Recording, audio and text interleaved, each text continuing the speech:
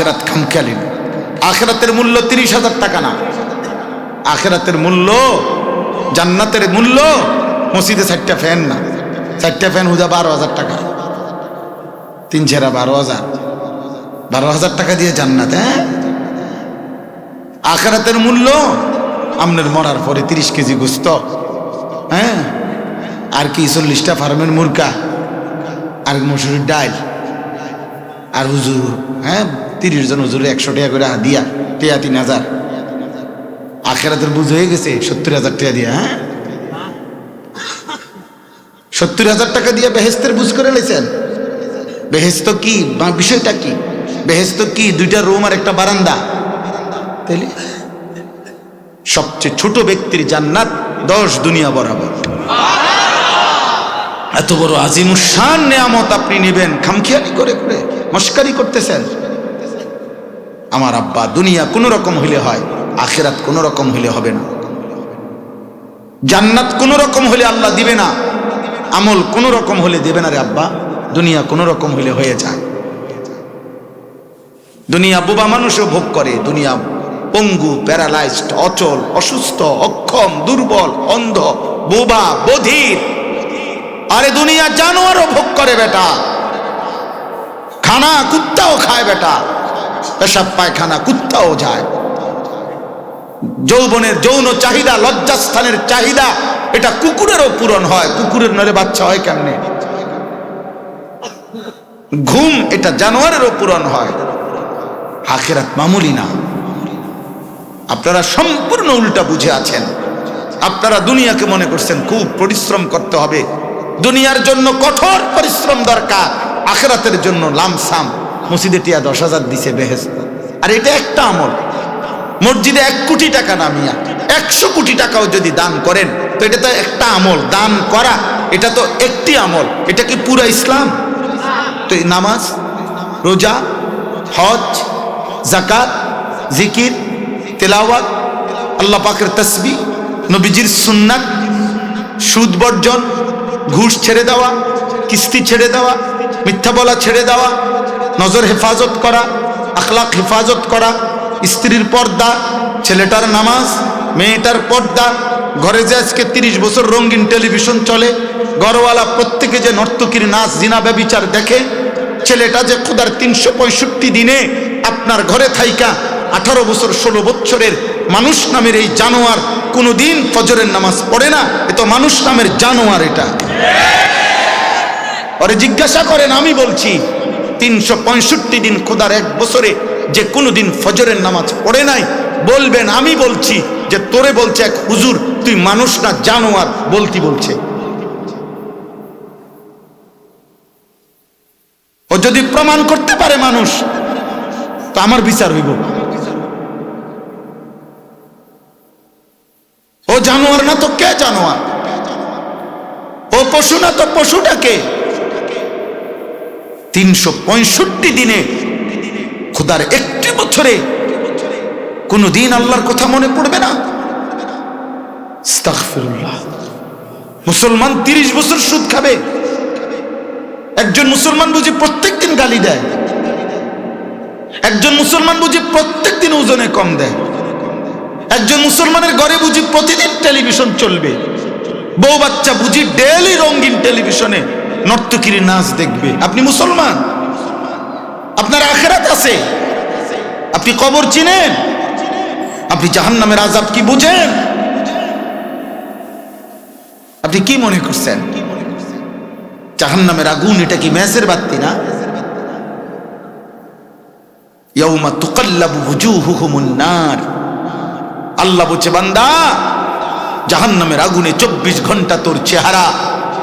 দুনিয়ার উত্তপ্ত কড়াইয়ের তেলে মাছ যেমন উলট পালট করে ভাজে চাপ দিয়ে দিয়ে, জাহান্নামের আগুনে তোর চেহারা এইভাবে উলট পালট করে পোড়ানো হবে।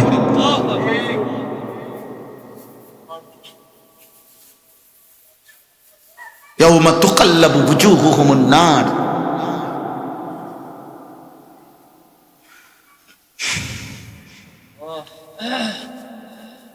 এটা খামখেয়ালি না আব্বা? তালফাহু ওয়ুজুহুহুমুন নার ওয়া হুম ফিহা খালিহুন। আল্লাহ বলে জাহান্নামের চেহারা, জাহান্নামের মধ্যে এমন ভীষণ পুরানো হবে, চেহারাটা বিভৎস কালো কুৎসিত হয়ে যাবে। আল্লাহ তাআলা তাকে বলবে আলাম তাকুন আয়াতি তুতলা আলাইকুম ফাকুনতুম বিহা তুকাদ্দিবুন। হায় বান্দা, আমার কোরআন, আমার কথা আমি আল্লাহর পক্ষ থেকে তোমার কাছে বারবার বলা হয়েছিল, তুমি প্রতিবার মিথ্যা মনে করেছ। একজন মুসলমানের জন্য কিভাবে সম্ভব? এই বাবা, একটা মুসলমানের বাচ্চা বলেন, একজন বাবা বলেন যে একজন মুসলমান পরিচয় দিয়ে এই নাফরমান একদিন 24টা ঘন্টায় এক ওয়াক্ত নামাজ পড়বে না, এটা মুসলমান হয় কেমনে? এই নিকৃষ্ট মানুষটা, এই নাফরমান মুসলমান হবে কেন? আরে তোরে মুসলমান বলবে কেন বেটা? তুই উপার্জনকারী একটা প্রাণী ছাড়া আর কিছু না বেটা।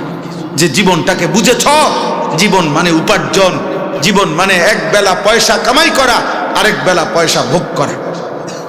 8 ঘন্টা ডিউটি করে আর বাকি কয়েক ঘন্টা ভোগ করে দুনিয়া, খায়, ঘুমায়, পেশাব করে, বিনোদন, নাটক, নর্তকী, মোবাইল টিপতেছে, বেডির লগে কথা কইতে আছে, গপ মারতে আছে, পার্কে যাইতে আছে, রেস্তোরাঁয় আড্ডা দিতেছে। বাহ, দুনিয়ার অর্থ এই এক বেলা উপার্জন, আরেক বেলা দুনিয়া ভোগ করা। খালাস, এর নাম মুসলমান, এর নাম জিন্দেগি মিয়া।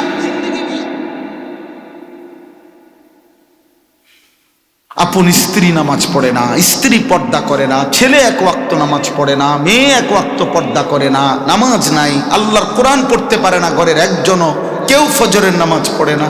এটা কি ধরনের মুসলমান বলে না? এই ঘর মুসলমানের ঘর কেমনে? আল্লাহ রাসূল সাল্লাল্লাহু আলাইহি সাল্লাম স্পষ্ট হাদিসে বলছেন যে ঘরের মধ্যে আল্লাহর জিকির নাই, আল্লাহর কোরআন নাই, খোদার কসম নবী বলছে কাল বাইতুল খারিব। দিল কেউ বলছে, ঘর কেউ বলছে, যে অন্তরে আল্লাহর কোরআন নাই, যে ঘরে আল্লাহর কোরআন নাই, ওইটা সারা ঘর, বিরান ঘর, সারা বাড়ি। মানুষের অব্যবহৃত ঘরকে কোনাকানি ভাঙ্গা গেছে, এখন আর ওইখানে থাকে না কেউ, পুরান বিটির মধ্যে ঘর ফেরা রয়েছে, ভাঙ্গা সুঙ্গা রয়েছে, এইটারে মানুষ বলে সারা বাড়ি, বিরান ঘর, আলগা ঘর, যে ঘরে এখন আর কেউ থাকে না।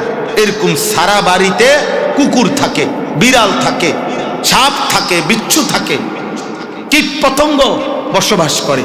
এই জন্য আল্লাহ রাসূল বলছে যেই অন্তরে আল্লাহর কোরআন নাই, যেই ঘরে আল্লাহর কোরআন নাই, ওই ঘর ওইরকম সারা বাড়ি বিরান ঘরের মতো। ওই ঘরে আর মানুষ থাকে না, কুকুর বিড়াল থাকে, সাপ বিচ্ছু থাকে, ইন্দুর থাকে, কেচ্চা থাকে, কেঁচো, মানুষ থাকে না। মানুষ থাকে ওই ঘরে যে ঘরে আল্লাহর জিকির হয়, যে ঘরে রবের গোলামি হয়, যে ঘরে ফজরের সেজদা হয়, যে ঘরওয়ালা মালিক চিনে, যে ঘরের মানুষগুলো রব চিনে। আল্লাহ রাসূল সাল্লাল্লাহু আলাইহি ওয়াসাল্লাম বলেন ইজা আইকাযার রাজুলু আহলাহু ওয়া সাল্লা বিহিম জামিআন কুতিবা ফিদ যাকিরিনাল্লাহা কাসীরান ওয়াদ যাকিরাত। নবীজি বলেন যে ব্যক্তি তার ঘরের সদস্যদেরকে ফজরের নামাজের জন্য জাগিয়ে দেয়, অতঃপর সকলেই ফজরের নামাজ আদায় করে, খোদার কসম নবী বলছেন আল্লাহ তাআলা ওই ঘরওয়ালা সকলকে আল্লাহর বেশি বেশি ইবাদতকারী, জিকিরকারী বান্দা এবং বান্দীদের অন্তর্ভুক্ত করে দেয়। সবাইকে যে ফজরে জাগিয়ে। নবী সাল্লাল্লাহু আলাইহি সাল্লাম বলছেন রাহিমাল্লাহু রাজুলান আইকাযা ইমরাআতাহু। আল্লাহ ওই পুরুষের উপরে রহমত নাজিল করে যে তার স্ত্রীকে ফজরের নামাজের জন্য জাগিয়ে দেয়। ফাইন আবাদ নাদাহা ফি ওয়াজহিহাল মা। যদি স্ত্রী উঠতে না চায় তাহলে স্ত্রীর চোখে মুখে পানির ছিটা দিয়ে দেয়, তারপরও তাকে উঠায়। আল্লাহ রাসূল বলেন ওই স্বামীর উপরে আল্লাহ রহমত নাজিল করে। এরপরে আরো আছে হাদিস, দ্বিতীয় অংশ হলো ওয়া রাহিমাল্লাহু ইমরাআতান আইকাযাত যাওজাহা। আল্লাহ ওই স্ত্রীর উপরেও রহমত নাজিল করে যে তার স্বামীকে ফজরের নামাজের জন্য জাগিয়ে দেয়। ফাইন আবা নাদাহাত ফি ওয়াজহিহিল মা। যদি স্বামী উঠতে না চায়, স্ত্রী ভালোবাসা মহব্বত নিয়ে স্বামীর চোখে মুখে পানির ছিটা দিয়ে দেয়, নামাজের জন্য জাগিয়ে দেয়। আল্লাহ রাসূল বলছেন আল্লাহ তাআলা ওই স্বামী স্ত্রীর উপরে অনবরত রহমত বর্ষণ করে। তাহলে এর উল্টাটা বলেন, বুঝেন না কথা? উল্টাটা কি? না না মানে কি কারণে হবে তখন? হ্যাঁ, সোজা হিসাব। এর উল্টা এটা হবে না? আলোর উল্টাটা কি? অন্ধকার না? তো রহমতের উল্টা লানত। তাইলে যে স্বামী তার স্ত্রীকে ফজরের নামাজের জন্য জাগিয়ে দেয় না, তার উপরেও লানত। যে স্ত্রী তার স্বামীকে ফজরের জন্য উঠায় না, তার উপরেও লানত, তার উপরেও লানত। দুইটাই দুনিয়া ভোগ করতেছে, দুইটাই মনে করছে জীবন মানে হলো যৌন সুখ উপভোগ করা, আর কি, এরপরে আর কিছু নেই। অথচ স্বামী স্ত্রীর বন্ধন এটা তো শুধুমাত্র যৌন চাহিদা পূরণের জন্য নয়। স্বামী স্ত্রী মানে অনেক বড় সম্পর্ক। এই সম্পর্কের মধ্যে অনাগত সন্তান, এই সম্পর্কের মধ্যে বংশ, এই সম্পর্কের মধ্যে সংসার, এই সম্পর্কের মধ্যে পরিবার, এই সম্পর্কের মধ্যে আগত প্রজন্ম, এই সম্পর্কের মধ্যে ঈমান ইসলামের জন্য আরেকটি নতুন প্রজন্ম তৈরি করা। এভাবে ইসলাম সামনের দিকে এগিয়ে যাবে। ইসলামের জন্য একটা বাচ্চার জন্মের আগে বাচ্চার মা যেন চরিত্রবান হয়, এটা নজর রাখছে। বাচ্চার বাবা যেন চরিত্রবান হয়, এটা নজর রাখছে। আল্লাহ রাসূল সাল্লাল্লাহু আলাইহি সাল্লাম বলছেন, হে আমার উম্মত, ফাজফার বিজাতিদ দ্বীন, অবশ্যই তোমরা বিয়ে করার ক্ষেত্রে দিনদার নারীকে প্রাধান্য দিও। তারিবাত ইয়াদাকা, যদি তা না করো আল্লাহ যেন তোমার বেইজ্জতি করে। পুরুষকে বলছে। আবার মেয়ের বাবাকে বলছে, ইজা খাতাবা আহাদুকুম মিম্মান তারদাউনা দীনাহু ওয়া খুলুকাহু ফাযাওবিজু। তোমাদের কাছে যদি এমন ছেলের পক্ষ থেকে তোমাদের মেয়ে বোন কন্যার জন্য বিবাহের প্রস্তাব আসে, যার দ্বীন এবং আখলাকের ব্যাপারে তোমার কাছে সন্তুষ্টি, যার দ্বীন ঠিক আছে, আখলাক ঠিক আছে, আল্লাহ রাসূল বলছে তার সাথে তোমাদের কন্যা বোনকে বিবাহ দিয়ে দাও। আমার ভাই, আজকের এই প্রজন্ম, নতুন এই জেনারেশন, 14, 16, 18 বছরের, 20, 22 বছরের মাত্র ছেলে, আপনারা ঠান্ডা মাথায় চোখের সামনে এই প্রজন্ম শেষ হয়ে যাচ্ছে। এক মোবাইলের আসক্তি, নারী ছবি, আরে মিয়া দুষ্টামি। 14 বছর 12 বছর বয়সে আমরাও করছি, আমাদের সময়ও আমগরে বলছে দুষ্টামি করস। কি দুষ্টামি করছি? পুকুরে গোসল করতে গিয়ে আমরা হয়তো উঠতেছি না, 1 ঘন্টা হয়ে গেছে, ডুবাইতে আসি পানির মধ্যে, এটারই কইছে দুষ্টামি করস। সাইকেল চালাইতে দিছে তো অনেকক্ষণ সাইকেল চালাইছি, রৌদ্রের মধ্যে ঘাম বাইয়া বাইয়া পড়ে সাইকেল চালাইছি, খানার টাইম হয়ে গেছে, খাইতে আসি নাই, এটারে বলছে মামা, দাদা, বাবা, মা, তুই বেশি দুষ্টামি করস, সারাদিন সাইকেল চালাস, কোন সময় হয়েছে ভাত খাস না, এই জাতীয় দুষ্টামি। আলু ক্ষেতের মধ্যে আমার মনে আছে আমি হাড্ডুডু খেলতাম, আলু উঠাইয়া সারলে এই কারণে মামা ধমকাইতো, তুই দুষ্টামি করস বাগিনা, তুই এতক্ষণ হয়েছে খেলন লাগেনি, পুকুরের মধ্যে পানিতে ডুবাইতাম, এই তো দুষ্টামি ছিল আব্বা। এগুলোরই আমগো সময় বলছে দুষ্টামি করি আমরা। আর এখন তোমরা কিশোর বয়সী ছেলেরা, তোমরা তো আব্বা দুষ্টামি করছো না, তোমরা তো নারী দেখো, ছবি দেখো, উলঙ্গ দৃশ্য দেখো, 24 ঘন্টা এই মোবাইলটার মধ্যে নারীর দিকে তোমাদের চোখ পড়ে আছে। আরে বাবা, এটা দুষ্টামি না, এটা চরিত্রহীনতা, এটা লাম্পট্য, এটা অসভ্যতা, এটা বেহায়াপনা, নষ্টামি ছাড়া আর কিছু না বেটা। এমন জাতি টিকবে না বেটা, এই সমাজ টিকবে না, এই জাতি টিকবে না। আগামী দিনে মুসলমানের নওজোয়ান, আজকে 16 বছর বয়সে অন্যের নারী দেখে মজা পাচ্ছ, মোবাইলের নর্তকী দেখে মজা পাচ্ছ, আগামী 10 বছরের মাথায় বিয়ে করবার সময় উপযুক্ত নেককার নারী তুমি আর পাবা না। সেদিন বুঝবা পৃথিবী কত কষ্টের। যার স্ত্রী 2 নম্বর, যার স্ত্রী চরিত্রহীন, যার স্ত্রী অসৎ, যার বউ পরকীয়ায় আসক্ত, তার আর জাহান্নাম লাগে না, তার জাহান্নাম ঘরেই জ্বলে,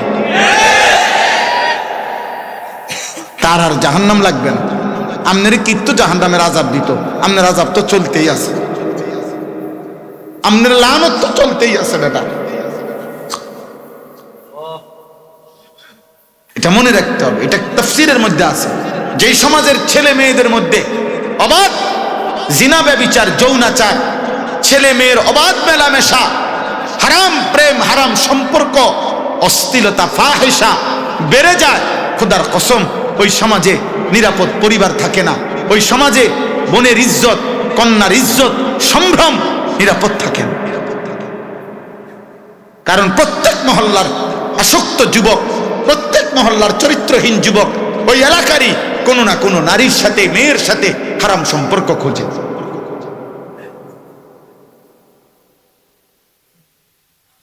এজন্য এটা বহুত কঠিন বিষয়। আজকে বুঝতেছেন না আপনারা, আমরা অস্থির হয়ে যাচ্ছি, আমরা চিল্লাইতেছি, আমরা আহাজারি করতেছি, কিন্তু বাবা মা যারা সন্তানের অভিভাবক এরা সবাই ব্যস্ত বিল্ডিং নিয়ে আর দালান নিয়ে, সবাই খাট পালং সোফা ফার্নিচার নিয়ে। সন্তান অমানুষ হয়ে যাচ্ছে, স্ত্রী অমানুষ, মেয়ে ছেলে নামাজ নাই বন্দেগী নাই, এটা নিয়ে কোনো পেরেশানি নেই। প্রতিনিয়ত আপনারা জানেন না, মাদ্রাসায় আমরাও পড়ছি, গত 20 বছর আগেও 30 বছর আগেও আমরা মাদ্রাসায় পড়ছি। আর এখন মাদ্রাসায় এক একটা বাচ্চা ধরে রাখা রীতিমতো যুদ্ধ। কেন? একটা ছেলে 10 বছরের মাদ্রাসায় পড়ে, আমাদের মনে করেন ওই যখন বাড়িতে যায় তখন তার চারিদিকে যেদিকে তাকায় চাচাতো ভাই, মামাতো ভাই, ফুফাতো ভাই, জ্যাঠাতো ভাই, চাচতো বোন, ফুফাতো বোন, খালাতো বোন, মামাতো বোন, প্রত্যেকটা কিশোর বয়সী তাদের হাতে একটা একটা বড় মোবাইল, সবাই ছবি তুলতেছে, ভিডিও দেখতেছে, মজা করতেছে, আনন্দ ফুর্তিতে নাচানাচি করতেছে। এই ছেলেটা তখন মনে করে আমি একটা অসহায়, আমার একটা বন্দি জীবনের মধ্যে মাদ্রাসার কারণে আমার আটকায় রাখছে। ফলে ধীরে ধীরে এই বাচ্চা আপনার যে কোনো কৌশলে মোবাইলে আসক্ত হয়, আর আস্তে আস্তে বাপ মারে বলে মাদ্রাসায় পড়তাম না, এটাতে এই হইছে, খানায় কষ্ট, ওনে ফিডে বেশি, ওনে এই হইছে, হুজুরে আপনার চোখ রাঙ্গাইছে। তার মানে কোনো না কোনোভাবে মাদ্রাসার এই গণ্ডি ছেড়ে দিয়ে ওই গুনার রাজত্বে যেন চলতে পারে, আশপাশের পরিবেশ তাকে এই আসক্ত বানায়। একটা ঘরের মধ্যে যদি স্ত্রী বেপর্দা হয় তো মেয়েটা কি শিখবে? একজন বাবা যদি সারাদিন বিড়ি সিগারেট খায়, আরে বাবা তোমার সন্তান তোমার থেকে শিখবে কি বেটা? তোমার থেকে কি শিখবে? তাহলে জাতি গঠন হয় কেমনে? সমাজ গঠন হয় কেমনে? স্কুলের ওই বই দিয়া, কলেজের ওই বই দিয়ে হবে না মিয়া, ওটা দিয়ে উপার্জন শিখে। পদার্থ বিজ্ঞান বই দিয়া মানুষ গঠন করে না, পদার্থ বিজ্ঞান দিয়া পদার্থবিদ্যা শিখে। জীববিজ্ঞান বই দিয়ে মানুষ গঠন হয় না, জীববিদ্যা শিখে। অঙ্ক বই দিয়ে মানুষ গঠন হয় না, অঙ্ক করা শিখে। ইংরেজি বই দিয়ে আপনার মানুষ হয় না, মানুষ গঠনের জন্য এটা লেখা হয় নাই, ওটা লেখাইছে পৃথিবীর চলাফেরা কর্মের জন্য, ইংরেজি যাতে কাজে ব্যবহার করতে পারে। ওটা তো কর্ম শিখায়, ওটা তো কোনো উপার্জন শিখায়, কিন্তু ইনসান হওয়া, আখলাক, মানুষ হওয়া খোদার কসম আল্লাহর কোরআন শিখায়, রাসূলুল্লাহর সুন্নাহ শিখায়। কোরআন বিহীন, রাসূলুল্লাহর হাদিস বিহীন আমার নাম আনিসুর রহমান। আমি চ্যালেঞ্জ করলাম, আপনারা যারা আপনাদের ছেলে মেয়েকে আল্লাহর কোরআন থেকে বঞ্চিত, রাসূলের সুন্নাহ থেকে বঞ্চিত, ও আর কিছু হইতে পারে, মানুষ হইতে পারে নাই। হ্যাঁ আমি বললাম, আমি চ্যালেঞ্জ করলাম, আমি প্রমাণ করতে রাজি আছি ইনশাআল্লাহ। আমি জেনারেল লাইনে পড়ালেখা করছি, আমি কুমিল্লা ভিক্টোরিয়া কলেজ থেকে মাস্টার্স পাস করছি, বিজ্ঞান সায়েন্স বিভাগ থেকে 1998 সালে এসএসসি দাখিল পাস করছি না হুদা, সারা বাংলাদেশে সর্বোচ্চ নাম্বার পেয়ে ফার্স্ট স্ট্যান্ড করছি, 1 নাম্বার হয়েছে। হ্যাঁ, আপনি সার্টিফিকেট দেখতে চাইলে পাঠামো, এই যে মাহফিলওয়ালা আমার দাওয়াত দিছে, হেরে কইবেন, হের নাম্বারে পাঠামো, আপনি চাই। এই জন্য বললাম আমার আব্বা মানুষ গড়া দরকার। আমরা মুসলমান, আমাদের সন্তান আল্লাহর কোরআন পড়বে না কেন? আপনি একটা যুক্তি বলেন, আপনার ভিতরে এই মানসিকতা আসলো না কেন? 16 বছর আপনার ছেলেটা সেই ক্লাস 1 থেকে মনে করেন মাস্টার্স পর্যন্ত, আমরা নিষেধ করি না, আমরা জেনারেল শিক্ষা হারাম বলি না, বাংলা অঙ্ক ইংরেজি হারাম, কথা বলেন না কেন? পদার্থ জীববিজ্ঞান হারাম না? হারাম হবে কেন? আমি তো বললাম আমি পড়ছি, হারাম হবে কেন? আমি তো আমাদের সমস্ত কওমি মাদ্রাসায় নুরানিতে বাচ্চাদেরকে সব ক্লাসে বাংলা, অঙ্ক, ইংরেজি পড়ানো হয়। হারাম তো বলি নাই, নিষেধ তো বলি না। পৃথিবীর কোনো হালাল পেশা এটা তো কোনো সময় নিন্দনীয় নয়। কোনো ডাক্তার হওয়া অপরাধ, ইঞ্জিনিয়ার হওয়া অপরাধ, তাইলে এই পৃথিবীতে ডাক্তার লাগবে না? এই পৃথিবীতে ইঞ্জিনিয়ার লাগবে না? তো দুনিয়ার কর্ম তো লাগবে। কিন্তু আপনি আল্লাহ বুলাইলেন কেন? আখিরাত বুলাইলেন কেন? 16 বৎসরের ভিতরে আপনার বাংলা প্রথম পত্র আলাদা, অঙ্ক আলাদা, সাধারণ গণিত আলাদা, উচ্চতর গণিত আলাদা, ইংরেজি ফার্স্ট পার্ট আলাদা, ইংরেজি সেকেন্ড পার্ট আলাদা, বাংলা সেকেন্ড পত্র আলাদা, এভাবে পদার্থ আলাদা, জীববিজ্ঞান আলাদা। প্রয়োজনের তাগিদে কত বিষয় আপনার আলাদা আলাদা করলেন। 16টা বছরে তারে দুনিয়ার রঙিন স্বপ্ন দেখাইয়া কত বই পড়াইলেন, কত কিছু তারে শিখাইলেন। 16 বছরের এই সারা দিনকার রাতের পড়ালেখার মধ্যে তার জন্য আল্লাহর কোরআন শিখার একটু জায়গা দিতেলেন না? একটু জায়গা মিলল না? কথা বলেন না কেন? যেই বাচ্চাটা আজকের সকাল 8টা থেকে নিয়ে রাত 11টা পর্যন্ত পড়ে ভালো রেজাল্টের জন্য, ওর এতগুলো পড়ার মধ্যে, এতগুলো ঘন্টার মধ্যে আপনি মুসলমান বাপ হইয়া আপনার মাথায় শয়তান কেমন বুঝাই দিছে আপনারে?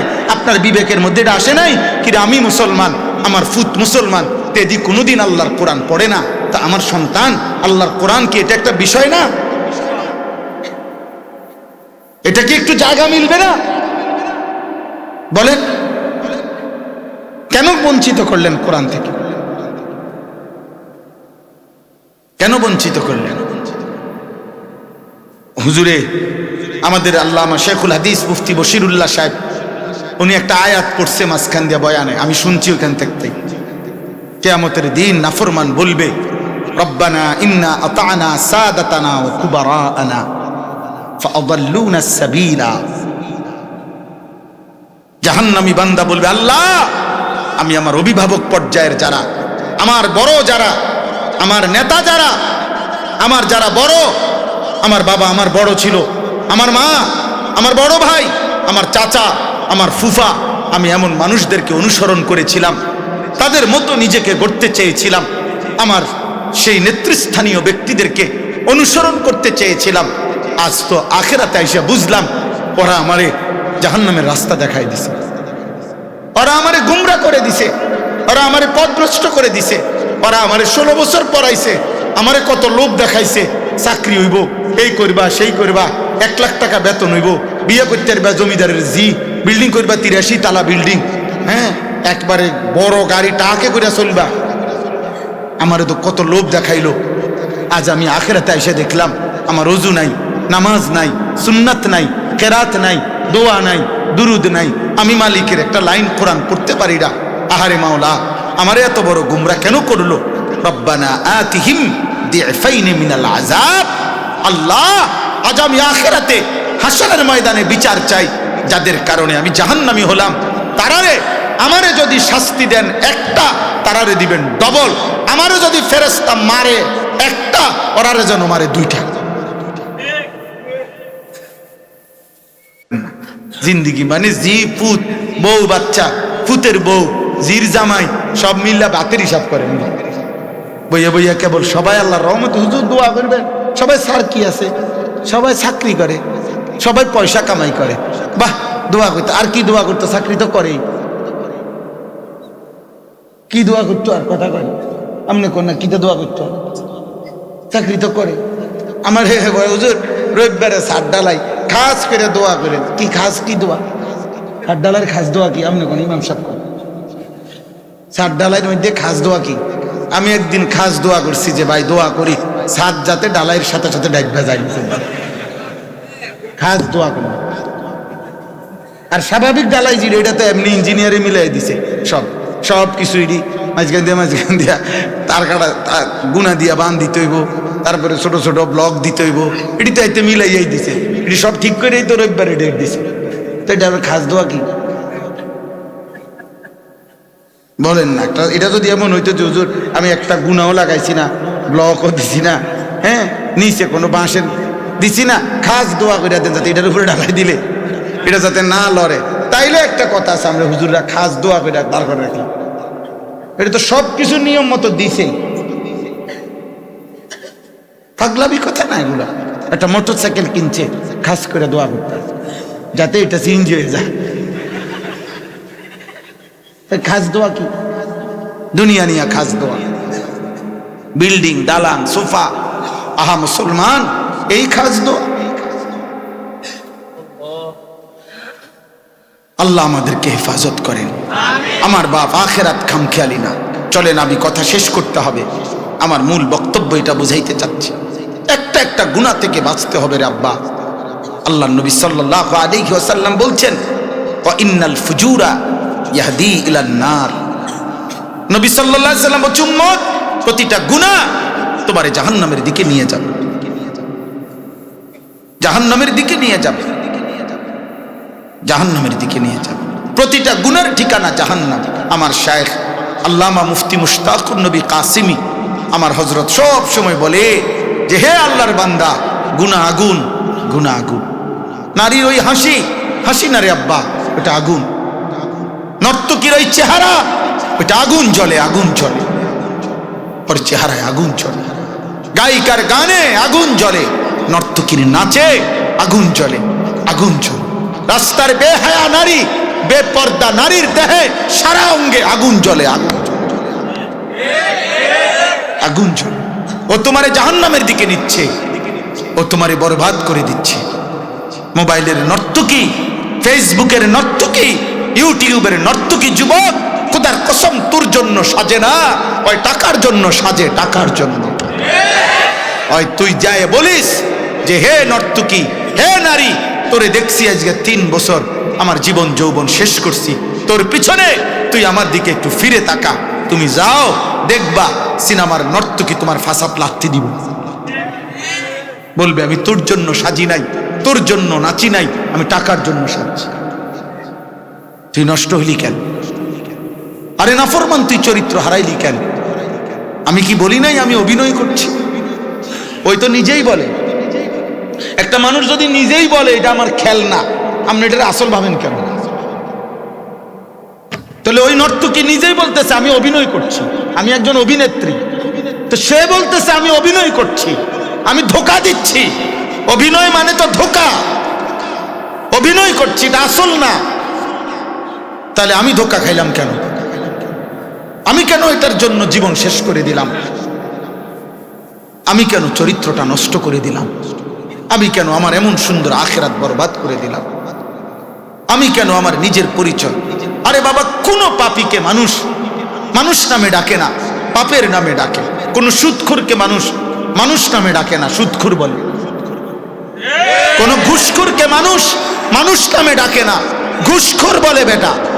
কোন চোরকে মানুষ মানুষ নামে ডাকে না, চোর বলে, চোর, ডাকাত বলে। কোন মদখোর, নেশাখোরকে মানুষ আর মানুষ বলে না, বলে ওইটা মদখোর, নেশাখোর, গাঁজাখোর, ফুট্টাখোর, বাবাখোর, ডাইলখোর, ইয়াবাখোর, হারামখোর, বেবিচারী, লম্পট। তোকে মানুষ মানুষ বলে না, তোকে বলে জেনাকার, বেবিচারী। আরো জঘন্য শব্দ আছে, বললাম না। পাপীকে মানুষ মানুষ নামে ডাকে না, পাপের নামে ডাকে। হ্যাঁ হ্যাঁ, পাপীর নাম থাকে না। এই বাবা, নাফরমানের নাম থাকে না। পাপীর নাম মানুষ সম্মানের সাথে নেয় না, পাপীর নাম মানুষ ইজ্জতের সাথে নেয় না। আমি প্রতিদিন বলি, ফেরাউন এই নাম পৃথিবীর মানুষ কোনো কুত্তার নামও রাখে না। নমরুদ এই নাম মানুষ পৃথিবীর কোনো কুত্তার নামও রাখে না।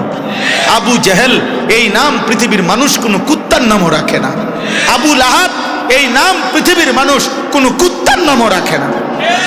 নাই নাই, কিন্তু বেলাল যে ছিল এক কালো গোলাম, যার মনিব তাকে বুকে পাথর চাপা দিয়ে কষ্ট দিছে, মদিনায় যার বাড়ি ছিল না, ঘর ছিল না, যে ছিল সেই হাবাসার নিগ্রু কালো গোলাম, কিন্তু আল্লাহকে রাজি করছে, নবীকে রাজি করেছে। আজ পৃথিবীর কোটি কোটি ইমানদারের সন্তানের নাম বেলাল।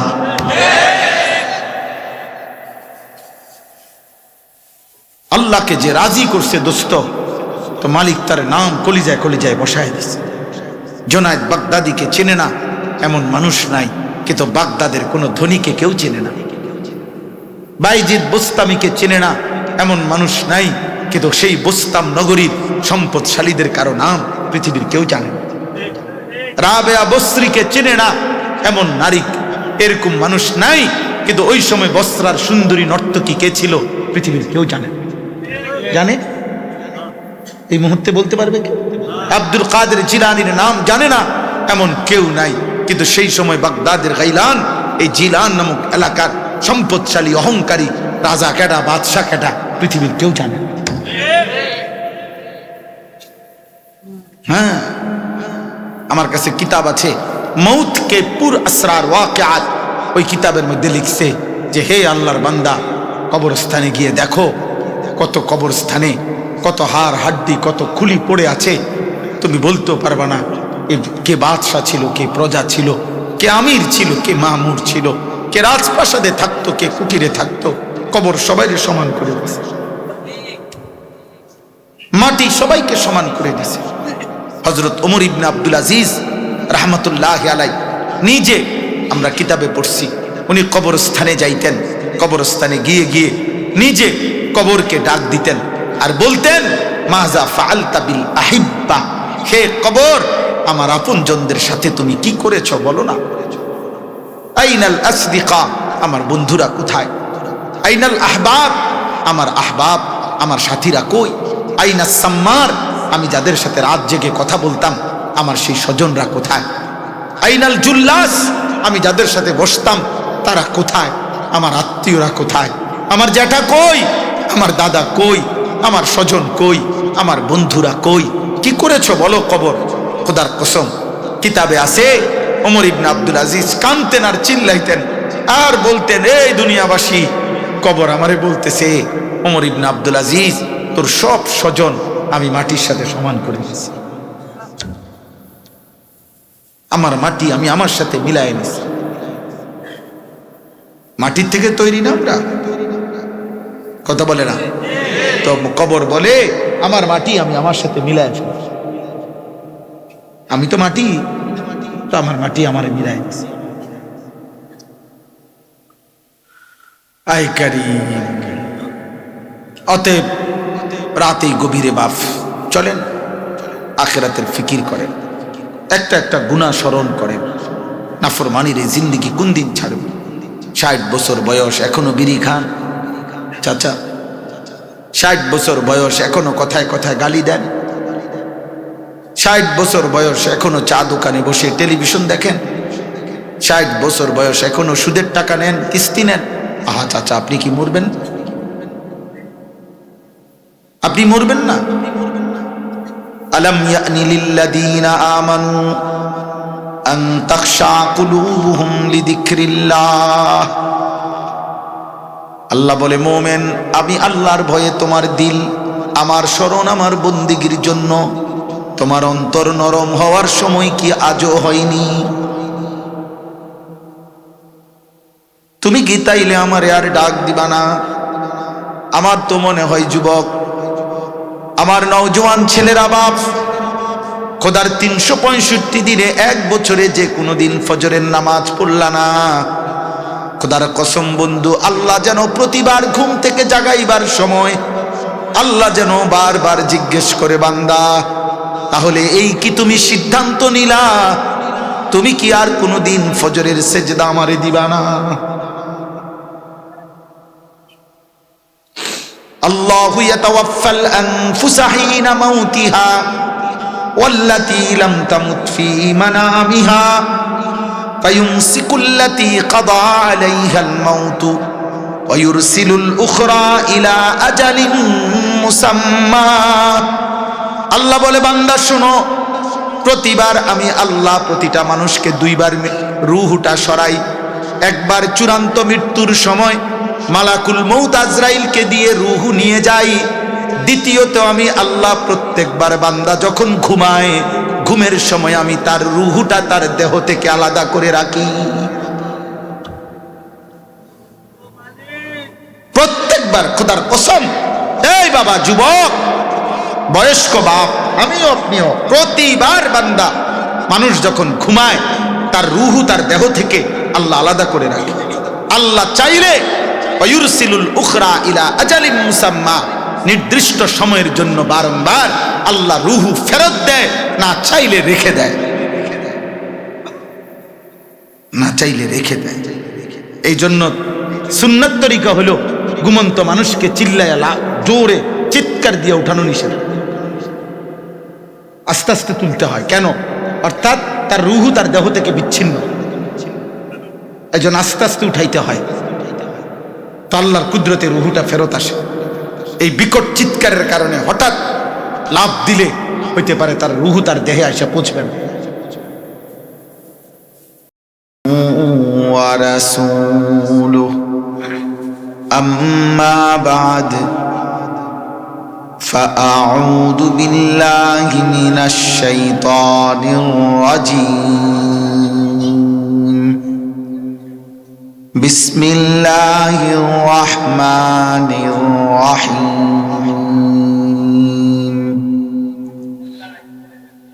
قل يا عبادي الذين أسرفوا على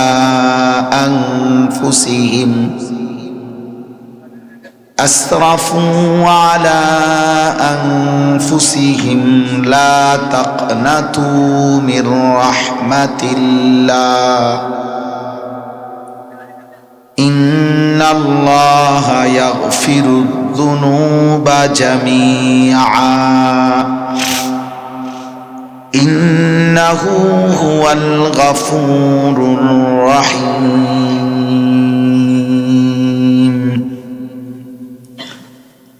وأنيبوا إلى ربكم وأسلموا له من قبل أن يأتيكم العذاب ثم لا تنصرون واتبعوا أحسن ما أنزل إليكم من ربكم من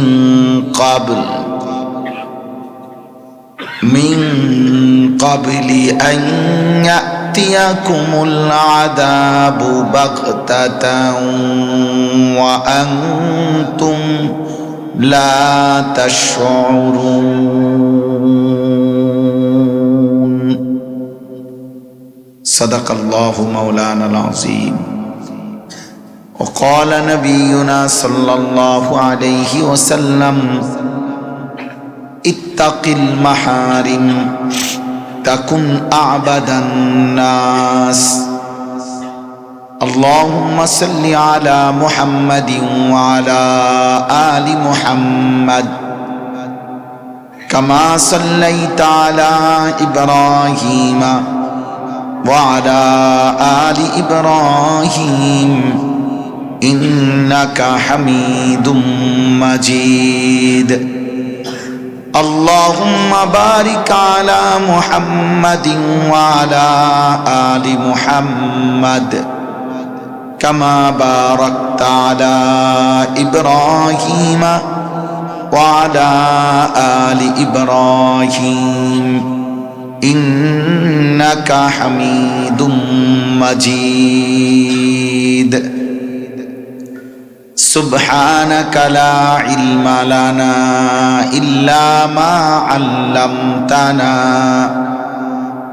إنك أنت العليم الحكيم الحمد لله আল্লাহ পাক রব্বুল ইজ্জত জুল জালাল ওয়াল ইকরামের ফজল করম, রব্বুল আলামিনের অপরিসীম ইহসান মেহেরবানি দয়া, আল্লাহ তাআলা আমাদেরকে আজ 16 ডিসেম্বর 2025 রোজ মঙ্গলবার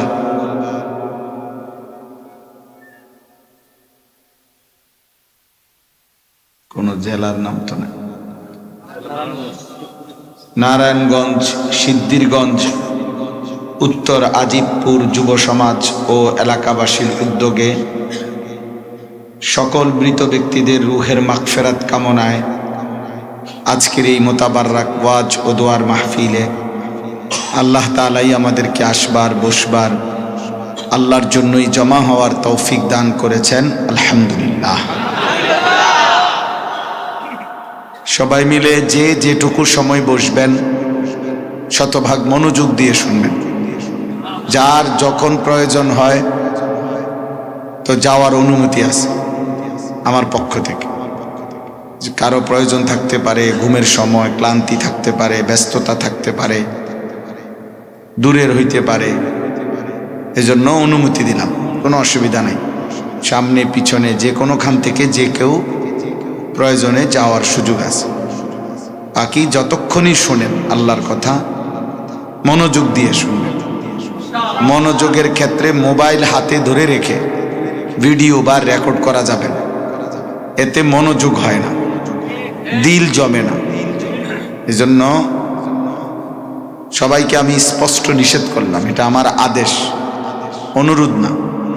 মোবাইল হাতে ধরে ভিডিও বা রেকর্ড করা যাবে না, আমি নিষেধ করলাম। এরপরে আমি যারে দেখব তারে ধমক দেব, উঠায় দেব। নিজে না পারলে মাহফিল যারা আয়োজন করছে ওই লোক নিয়ে উঠাই দেব। আপনি যদি নিজের থেকে চলে যান এই কারণে রাগ করে, আলহামদুলিল্লাহ যাইতে পারেন, কিন্তু হাতে মোবাইল ধরে ভিডিও রেকর্ড করা যাবে না, এমনি শুনতে হবে। চেহারার দিকে তাকায়া মনোযোগ দিয়ে আল্লাহর কথা শুনলে বরকত হয়। ফাস্তামিউ লাহু ওয়া আনসিতু লাআল্লাকুম তুরহামুন। আল্লাহ তাআলা বলছেন, আমার কোরআন যখন পড়া হয় তোমরা মনোযোগ দিয়ে শোনো এবং চুপ থাকো। আল্লাহ তাআলা বলেন অবশ্যই তোমাদের উপরে রহমত বর্ষিত হবে। তাহলে এই দুই শর্তে, এক হলো মনোযোগ দিয়ে শোনো এবং চুপ থাকো। আল্লাহ তাআলা বলছেন তাহলে তোমাদের উপরে রহমত বর্ষিত হবে। এই জন্য এটা খুব জরুরি। এখন রহমত বর্ষিত হবে মানে কি? তাফসীরের মধ্যে আছে, অর্থাৎ আল্লাহ তাআলা তোমাকে মনোযোগ দিয়ে শুনলে এবং চুপ থাকলে আল্লাহর কথা অনুপাতে আমল করার তৌফিক দেবে। এটাই রহমত, এটাই আল্লাহর দয়া, যে আল্লাহ তাআলা দয়া করে আমলের তৌফিক দেন। হেদায়েত, মানুষের জীবনের পরিবর্তন, ইবাদত, আমলের তৌফিক সব আল্লাহর হাতে। হেদায়েত আল্লাহর হাতে, জিন্দেগির পরিবর্তন এটা আল্লাহর হাতে, আল্লাহ তাআলার হাতে। রাসূলুল্লাহ সাল্লাল্লাহু আলাইহি ওয়াসাল্লাম বলছেন, ইন্না কুলুবাল ইবাদ বাইনা ইসবাআইনি মিন আসাবি'ir রহমান ইউকাল্লিবুহু কাইফা ইয়াশা। নিশ্চয়ই বান্দার অন্তর আল্লাহ তাআলার কুদরতি দুই আঙ্গুলের মাঝে, তিনি যেভাবে ইচ্ছা তা উলট পালট করতে পারেন। ইউকাল্লিবুহু কাইফা ইয়াশা। এজন্য নবীজি সাল্লাল্লাহু আলাইহি ওয়াসাল্লাম 5 ওয়াক্ত নামাজের পরে দোয়া করতেন। বিশেষ যে দোয়াগুলো, এর মধ্যে এটা একটা দোয়া, ইয়া মুকাল্লিবাল কুলুব সাব্বিত কলবি আলা দীনিক। হে অন্তর সমূহের উলট পালটকারী আল্লাহ, আপনি আমার অন্তর আপনার দ্বীনের উপরে মজবুত রাখুন। তাহলে মানুষের এই পরিবর্তন কার হাতে? হেদায়েত কার হাতে? আল্লাহ তাআলা আবু তালেবের ব্যাপারে নবী সাল্লাল্লাহু আলাইহি ওয়াসাল্লাম সর্বোচ্চ চেষ্টা করছেন। আল্লাহ বলছেন আমি হেদায়েত দেব না। তো নবী সাল্লাল্লাহু আলাইহি সাল্লাম কাঁদছেন, অনুনয় বিনয় করছেন, এবং শেষ পর্যন্ত মৃত্যুর পরে আবু তালেবের নবীজি হাত তুলছেন, চাচার জন্য মাগফিরাত কামনা করছেন। আল্লাহ বলছে কোনো কিছুতেই হবে না। মা কানা লিন নবিয়্যি ওয়াল্লাযীনা আমানু আন ইস্তাগফিরু লিল মুশরিকিন ওয়ালাউ কানু উলি কুরবা। সূরা তাওবার মধ্যে আল্লাহ বলেন কোন নবী কিংবা ঈমানদারের জন্য জায়েজ নাই, অনুমতি নেই কোন মুশরিকের জন্য আমি আল্লাহর কাছে ক্ষমা প্রার্থনা করা, চাই সে নিকটাত্মীয়, ওয়ালাউ কানু উলি কুরবা।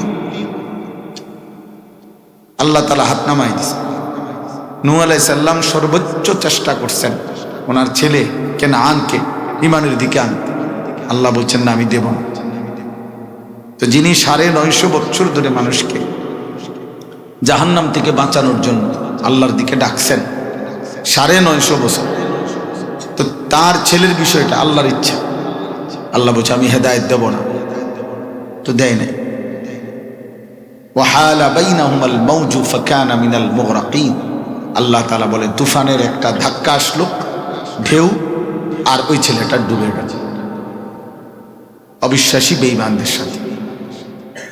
হযরত ইব্রাহিম আলাইহিস সালাম তিনি খুব বেশি কাকুতি মিনতি করছেন ওনার আব্বার ব্যাপার। আজর কোরআনুল কারীমের মধ্যে অনেক আয়াত আছে, অনেকগুলো আয়াত আছে যেখানে ইব্রাহিম আলাইহিস সালাম ওনার আব্বার হেদায়েতের ব্যাপারে খুব চেষ্টা করছে। ওনার আব্বারে বারবার তিনি বুঝাইতে চেষ্টা করছে, ইয়া আবাতি ইয়া আবাতি, হে আমার আব্বা, হে আমার আব্বা, এভাবে অনেকবার বলছেন তিনি, অনেকবার। এবং আল্লাহ তাআলার কাছে দোয়া করছেন, ওয়াগফিরলি আবি, আল্লাহ আমার আব্বারে মাফ করে দেন। আল্লাহ তাআলা বলছে না, আমি দেব না, তো দেয় না। তাহলে আপনি মনে করেন নবীজি সাল্লাল্লাহু আলাইহি সাল্লাম, ইব্রাহিম, নূহ, এমন আজিমুশান নবীদেরকে পর্যন্ত আল্লাহ বলছেন যে আপনাদের কথা হেদায়েত হবে, হেদায়েত আমার হাতে। আবার দেখেন আল্লাহ তাআলার ইচ্ছা হয়েছে, তো 12 বছর বা 11 বছর বয়সী ইসমাঈল, ইব্রাহিম আলাইহিস সালামের সন্তান, তিনি তাকে বলছেন আমি স্বপ্নে দেখতেছি তোমাকে জবাই করছি। তো ছেলেটার সাথে সাথে বলছে আব্বা, আল্লাহ আপনাকে যে আদেশ করছেন আপনি সেটা পালন করেন। তাহলে এই 12 বছর বয়সে তার কলিজার মধ্যে এমন ঈমান কে দিল? তাহলে এই বাপপুতকে তো আবার ঈমান দিল, এরা তো বাপপুত। ইব্রাহিম ইসমাঈল, মালিক বলেন এটা আমার ইচ্ছে। ওনারই আব্বা ঈমানদার হয় নাই, সব মালিকের ইচ্ছে। হযরত ইউসুফ আলাইহিস সালাম 10 বছর বয়সে বাড়ি ছাড়া হয়েছে, ওনার ভাইরা ওনারে কূপে ফেলে দিয়েছেন। এরপরে উনি ঘুরতে ঘুরতে যে বাড়িতে ছিলেন, বড় হইছেন, সেই বাড়ির মূর্তি পূজক। তারা তো মূর্তি পূজক, মুশরিক এই মিশরের। তাইলে এই মূর্তি পূজকের ঘরে তিনি বড় হয়েছেন। তে শেষ পর্যন্ত জুলাইখা নামে মহিলা ওনাকে মন্দ অশ্লীল আবেদন করছেন, কিন্তু ওই সময় তিনি বলছেন ক্বালা মাআযাল্লাহ,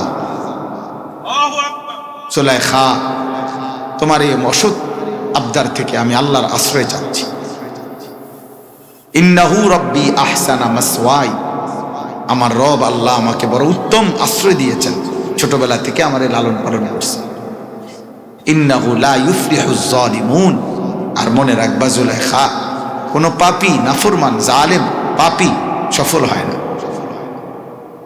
তাইলে এই ছোটবেলার থেকে যার বাবা নাই বা এখানে মা নাই, চাচা, মামা, ফুফা, স্বজন কেউ ছিল না, এখানে সম্পূর্ণ ভিন জায়গায়, অপরিচিত জায়গায়, একাকী সেই বাচ্চা বড় হইছেন।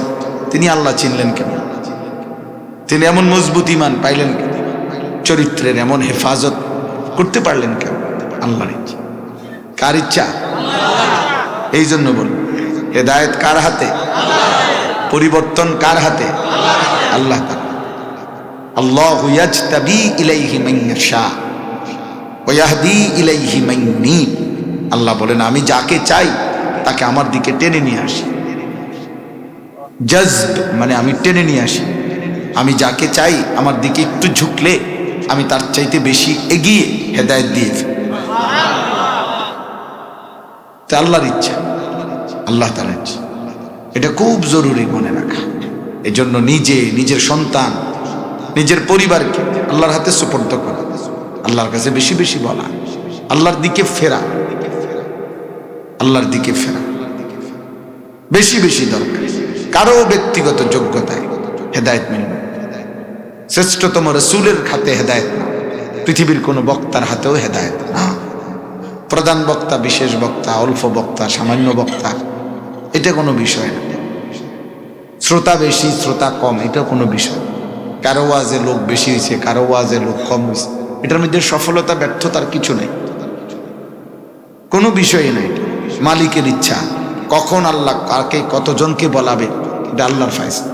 আমি 4 জন মানুষের সামনে বয়ান করছি, একটা সময় এমন গেছে 10 জন মানুষের সামনে আমি 4 ঘন্টা ঘড়ির ঘন্টা বয়ান করছি। কোন সময় গেছে সেটা কত বছর আগে? আজ থেকে 300 বছর আগে। বুঝেন না? না, এতদিন আগে বুঝাইতে চাইলাম। তাহলে এটা কোনো বিষয় না, কোনো বিষয় নেই। বিষয় হলো আখিরাত। মূল বিষয় কি? আখিরাত। আখিরাত। আমার আখিরাতে কি হবে, আপনার আখিরাতে কি হবে, বক্তা সাহেবের আখিরাত কি হবে, শ্রোতা সাহেবের আখিরাত কি হবে, পীরের আখিরাতের কি হবে, মুরিদের আখিরাতের কি হবে, ইমাম সাহেবের আখিরাতের কি হবে, মুসল্লি সাহেবের আখিরাতের কি হবে, ফিকির করা যায়, ফিকির করা যায়। ফাকাইফা তাত্তাকুনা ইন কাফারতুম ইয়াওমান ইয়াজআলুল বিলদানা শিবা। আল্লাহ বলে, বান্দা এই যে তুমি দিবানিশি নাফরমানি করছো আমার আখিরাতের দিন, সেদিন তুমি কিভাবে বাঁচবা যেদিন একদিনেই দুঃখ কষ্ট আর পেরেশানিতে কোলের বাচ্চা বুড়া হয়ে যায়। একদিন, আখিরাতের একদিনেই ইয়াজআলুল বিলদানা শিবা, কোলের বাচ্চা বুড়া হয়ে যায় একদিনে। ফি ইয়াউমিন কানা মিকদারুহু 50,000 সানা। আল্লাহ বলছে একদিন হবে আখিরাতের 50,000 বছর। কোরআনের আয়াত, 50,000 সানা, 50,000 বছর। এই জন্য বাপ, আমার কথা সহজ কথা, ছোট কথা, এই ওয়াজ মাহফিল প্রত্যেকটা আয়োজনের মধ্যে মাকসাদ আখিরাত। আয়োজক, শ্রোতা, বক্তা যদি আখিরাতের ফিকির না আসে, না থাকে, কোনো ফায়দা নেই।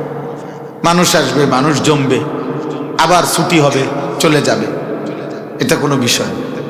কোনো মাহফিলে লোক হইছে, হ্যাঁ তো কি হয়েছে, এরপরে মনে করেন লোক তো হইছে, এই যে এখন ওনাদের কালকে সকাল থেকে কবর রাজাব মাপ, যারা মাহফিলের আয়োজন করছে তা করে কালকে সবাই মাথা তালগি দিয়ে হাঁটবো নাকি? তো লোক হইলে কি, এতে তো কিছুই না।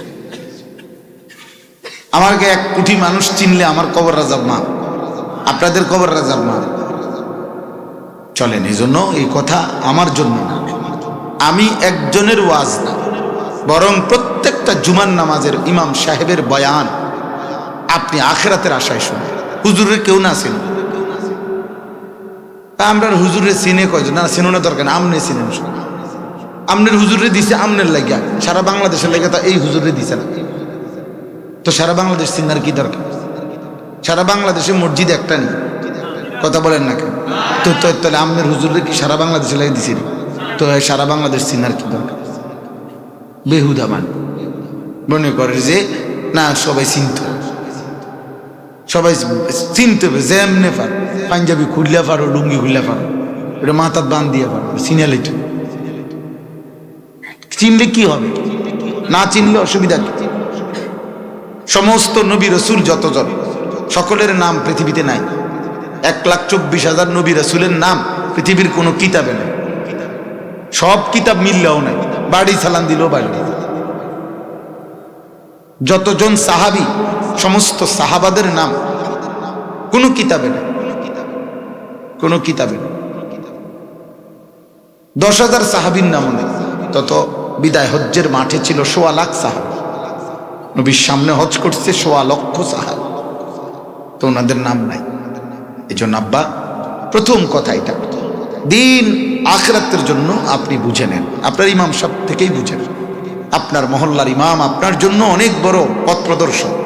ওয়াজাআকুমুন নাযীর, আল্লাহ বলছেন আমি তোমাদের কাছে, প্রত্যেকের কাছে আমি আল্লাহ তাআলা নাযীর, পথ প্রদর্শক, ভয় প্রদর্শনকারী বান্দা পাঠিয়েছি। কোরআনুল কারীমের মধ্যে আছে ফেরেশতা জাহান্নামে নাফরমান চিৎকার করবে, আর জাহান্নামীকে ফেরেশতা বলবে আলাম ইয়াতিকুম নাযীর, এই বেটা চিল্লাও কেন, তোমার কাছে কোনো ভয় প্রদর্শনকারী আসেনি? তোমারে কেউ জাহান্নামের কথা বলে নাই?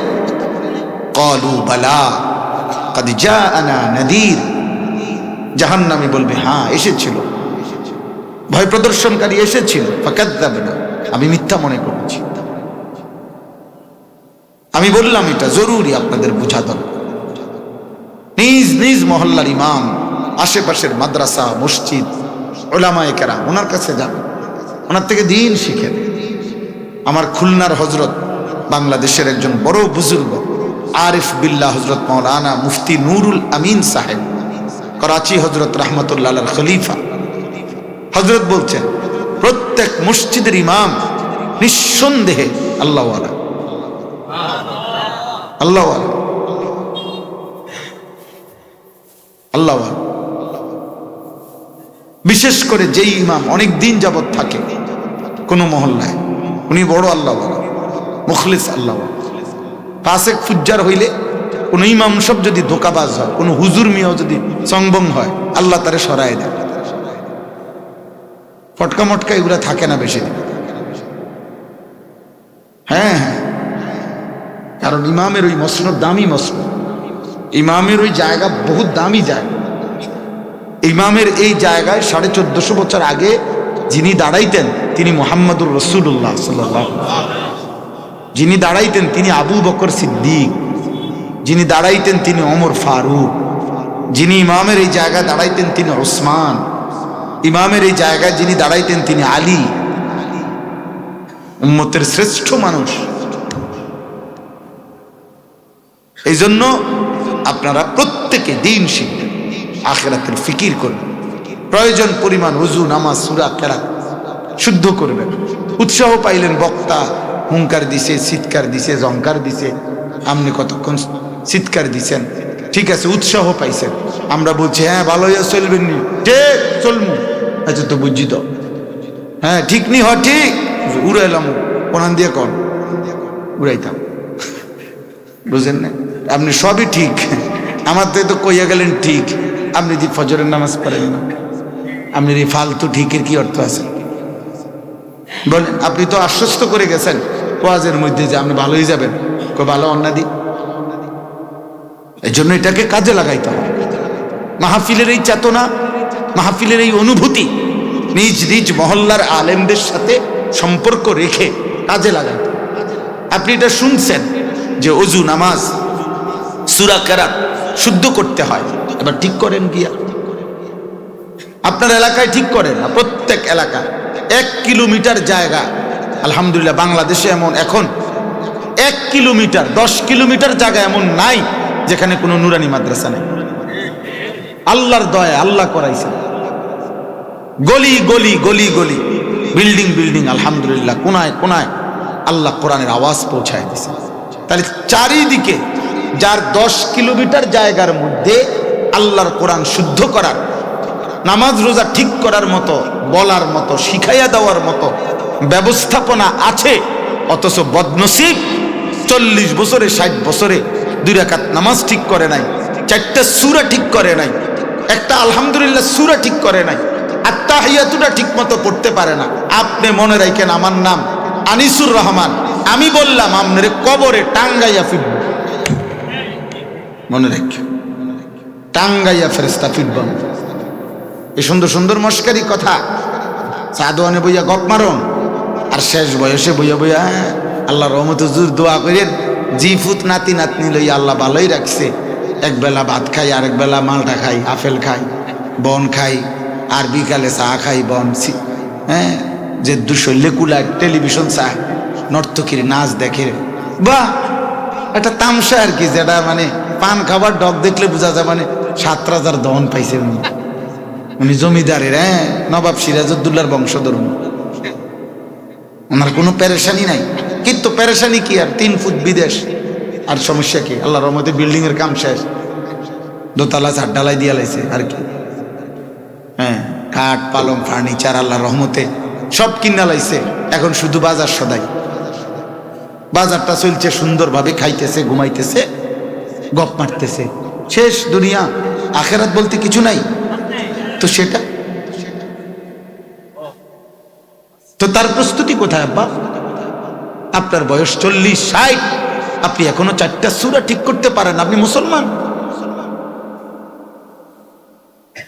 আপনার বয়স 60, আপনি এখনো আল্লাহর কোরআন পৃষ্ঠা দেখে দেখে পড়তে পারেন না, আপনি মুসলমান মিয়া? ফালতু লোক মিয়া, ফালতু মানুষ আপনি মিয়া, দুনিয়ার লোভী মিয়া। আপনি জীবন শেষ করে বলছেন টাকা আর বন আর ভাত তরকারির পিছনে নিয়ে। আপনি আল্লাহর কোরআনে এক লাইনও পড়তে পারতেন না, আত্তাহিয়াতুটা শুদ্ধ কইতারেন না। অশুদ্ধ সূরা কেরাত যাদের, অশুদ্ধ, খোদার কসম নিয়ে আবার জিজ্ঞাসা করেন কোন হুজুর 1 কোটি বছর নামাজ পড়লেও নামাজ হবে না, কাবা শরীফের ছাদে পড়লেও হবে না, কাবা শরীফ বাইরে এলো হইতো না। আল্লাহর কোরআন শুদ্ধ করতে হবে, ওযু নামাজ শুদ্ধ হইতে হবে। প্রত্যেক আমল মনে রাখবেন বাবা, প্রত্যেক আমল কবুল হওয়ার জন্য 2 জিনিস জরুরি। কয় জিনিস বলেন? কয় জিনিস জরুরি? 1 নম্বর খালেস হওয়া, বলেন। 2 নম্বর সালেহ হওয়া, আবার বলেন। 1 নম্বর খালেস হওয়া, 2 নম্বর সালেহ হওয়া।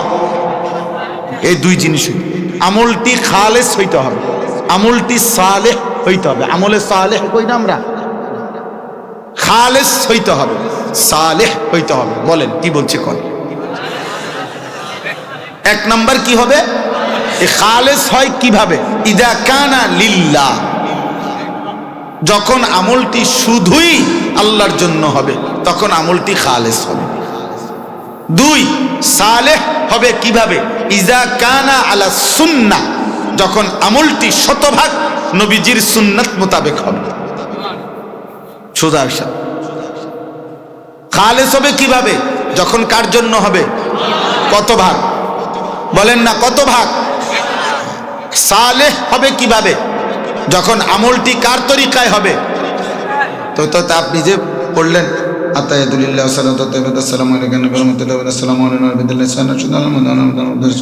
আল্লাহুম্মা সাল্লি আলা মুহাম্মাদ ওয়া আলা মুহাম্মাদ ওয়া সাল্লি আলা মুহাম্মাদ ওয়া বারিক আলা মুহাম্মাদ ওয়া আলা মুহাম্মাদ ওয়া বারিক আলা ইব্রাহিম ইন্নাকা হামিদুম মাজিদ আল্লাহুম্মা ইন্নী যালামতু নাফসি যুলমান কাসীরা ওয়া লা ইয়াগফিরু যুনুবা ইল্লা আনতা ফাগফির লিনা ওয়া min indika rahmatan innaka antal ghafurur rahim assalamu alaykum subhanallah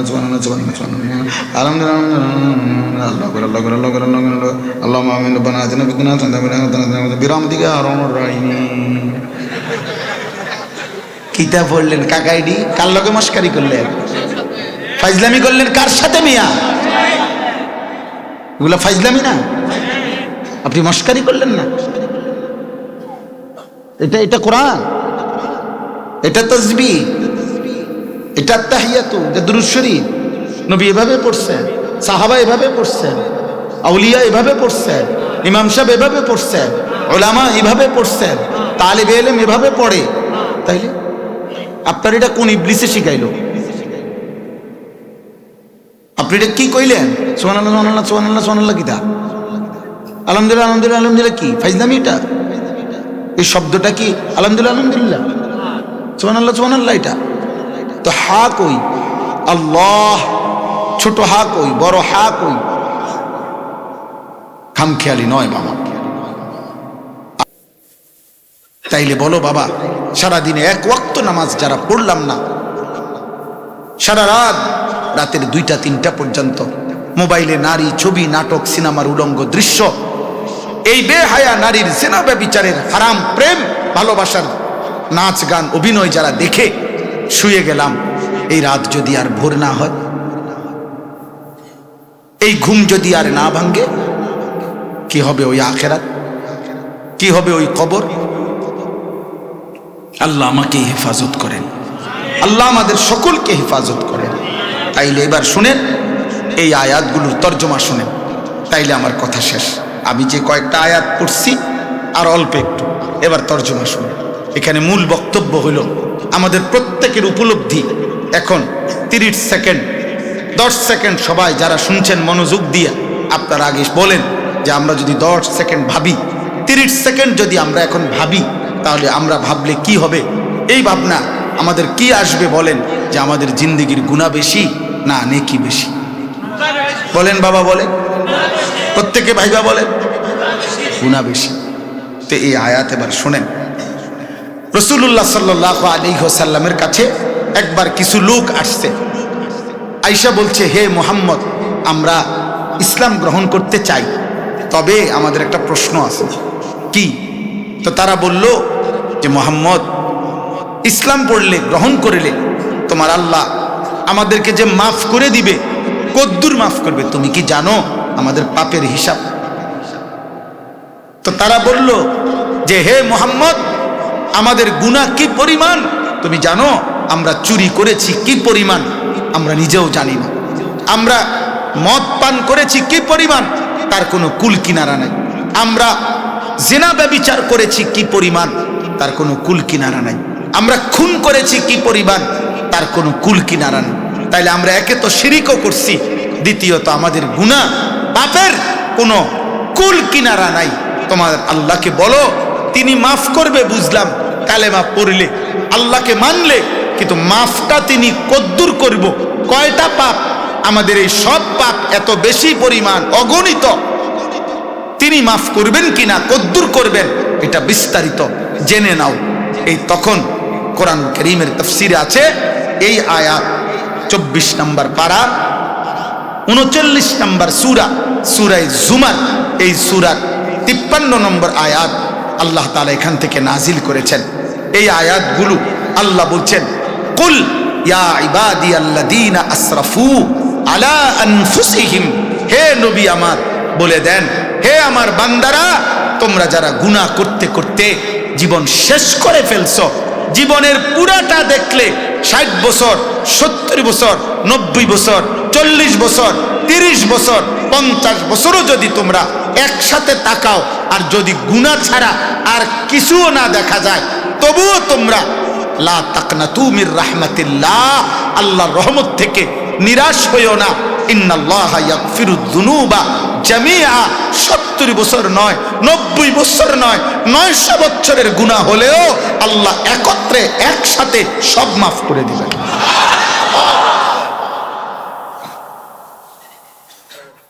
ইন্নাল্লাহা ইয়াগফিরুদ যুনুবা জামিআ, সব মাফ। লা তাকনাতু মির রাহমাতিল্লাহ, আল্লাহর রহমত থেকে নিরাশ হইও না। ওমান ইয়াকনাতু মির রাহমাতি রাব্বিহি ইল্লাদ দাল্লুন, কোরআনুল কারীমের ভিন্ন জায়গায় আছে আল্লাহ বলেন, আমি আল্লাহর রহমত থেকে নিরাশ হয় সে পথভ্রষ্ট গোমরাহ যে। ইমানদার আল্লাহর রহমত থেকে কি হইতে পারে না? আল্লাহ বিশ্বাসী কোনো বান্দা ওই মালিক থেকে নিরাশ হইতে পারে না। এজন্য কোরআনুল কারীমের মধ্যে আছে, ইয়াকুব আলাইহিস সালাম 40 বছর ইউসুফ আলাইহিস সালামের জন্য হারিয়ে কাঁদছেন। কত বছর? 40 বছর। আর 40 বছর পর্যন্ত উনি ওনার ছেলেদের কাছে বলছেন, আমার ছেলে আসবে, আমার ছেলে আসে, বুঝছেন? তো 40 বছর পরে যখন মিশরে দুর্ভিক্ষ লাগছে, তখন কেনান সহ, তখন ওই যে মিশরে অর্থমন্ত্রী সবার কাছে স্বল্প মূল্যে খাবার বিক্রি করে, এই ঘোষণা আসছে। আর তো ইয়াকুব আলাইহিস সালাম ওনার 10 ছেলেকে মিশরে অর্থমন্ত্রীর কাছে খাবার কিনবার জন্য স্বল্প মূল্যে পাঠাইছেন। তো সংক্ষেপে বলতেছি, তো ওইখানে ওনার 10 ছেলেকে উনি 3 বার পাঠাইছেন খাবার কিনবার জন্য। এই 3 বারেই উনি ওনার ছেলেদেরকে যাওয়ার সময় বলছিলেন, আমার যেই ছেলেটা ইউসুফ, ওরে মিশরে যে যাইবা, বাজারে বাজারে, গলিতে গলিতে, রাস্তায় রাস্তায় আমার ছেলেটারে খুঁজো,